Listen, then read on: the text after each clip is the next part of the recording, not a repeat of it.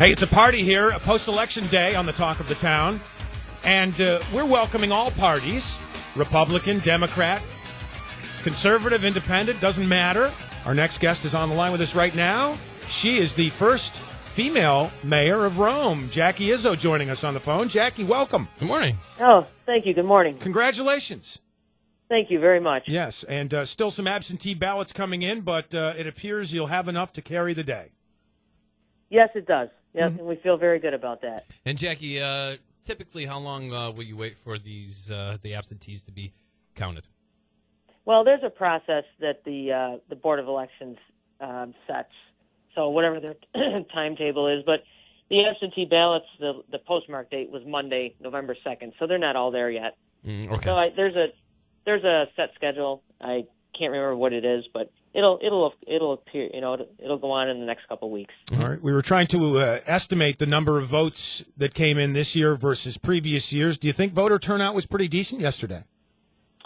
It was a little higher than the last mayoral election, but no, it's still not where we would like it. We only had about 6,900 voters, so probably with the absentees figured in, we'll get over 7,000, which is better than before, but we're still not getting near 50% of the electorate, and that's kind of too bad, Yeah, what is that? That's, 10, 20%, really, I guess, if you're looking at it. Well, we've got, 16,000 registered voters in Rome, I think. Oh, all right. 15,000, something like that. I thought there would be. So it's a better number, but, you wish to see it higher than that.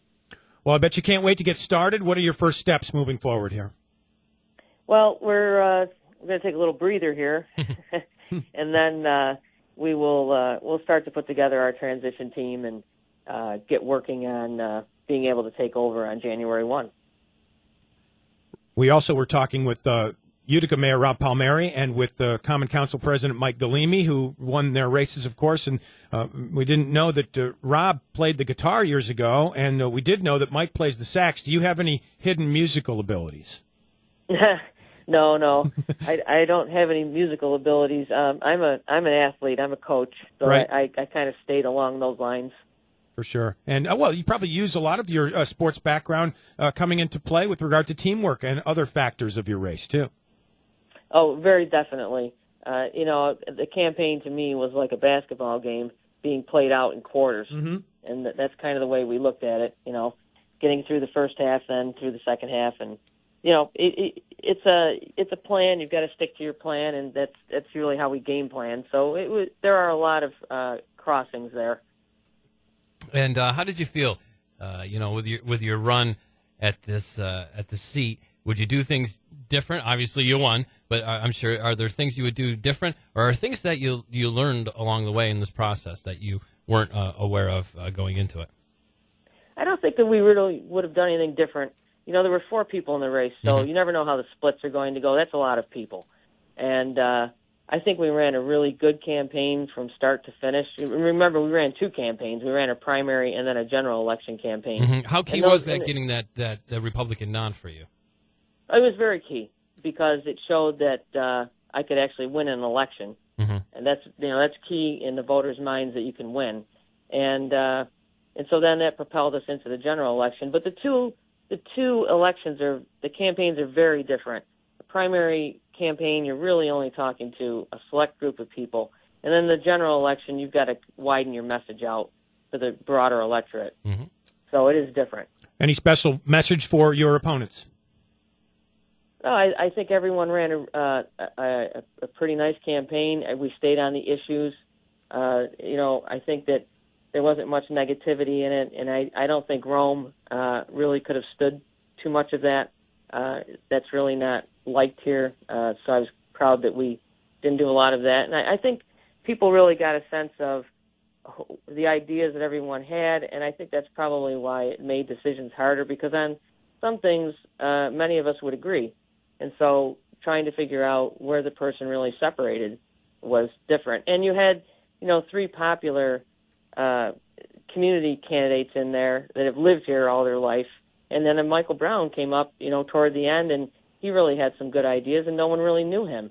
And he threw some good things at us during the race. So, I can see where people had a hard time making allegiance one way or the other. Yeah, I think you bring up an interesting point because a lot of you guys, did kind of agree on the key issues, but looked at them. I think all four of you looked at them in different ways. So that was interesting to see that you guys did, have a plan, and the plan did focus on making the city of Rome better, but all kind of differed a little bit in each way.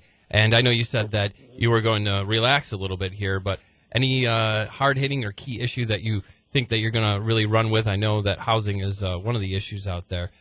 Anything right on the plate right off the bat?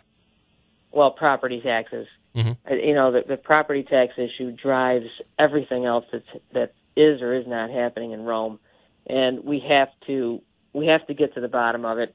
Griffiths has been shut down now for 20 years. We've lost 23,000 people.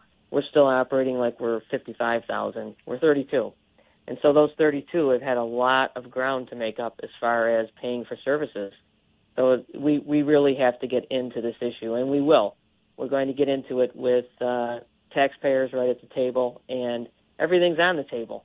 I don't really know what will come out of this because I don't want to have a preconceived idea of what should come out of it until we get into it. I'm hoping that people will bring some interesting ideas to the table, and we still have to deliver the services in a manner that our citizens are used to, but we may have to find different ways to do that. But we need to definitely stabilize or lower this tax base. And how does it feel? And then we can, and then at the same time, we have to work on growing the tax base by encouraging people to live in Rome and making it affordable for them to buy a house. Yesterday, I ran into a voter, and he stopped me, and, he told me, he said, I work at DFAS. He said, I'd like to buy a house. It's about $62,000. He said, but when they add in the tax bill, which is about $4,000, so about $400 a month for him, he said, I can't do it. Mm-hmm. And see, there's our problem in Rome in a nutshell. So we have to tackle that head on. And being elected the first woman mayor of Rome, any excitement about that? What are you hearing from folks, your constituents? There were a lot of people throughout the campaign that were very excited about that, men and women as well. They would say to me, it's time for a woman. I think that in the campaign, it played both ways. I think there was excitement for people to vote for a woman. I think that there was non-excitement for some people. What's the big deal? I'm not going to vote for a woman. I think so. I think it kind of eased itself out. But now that it's happened, it's historic, and I think people will get behind that. I think they kind of like the idea that this is the first woman mayor in Oneida County, of the two big cities. I heard a lot of that last night. Yeah, well, congratulations. Congrats again, Jackie. Thanks for joining us. Thank you very much.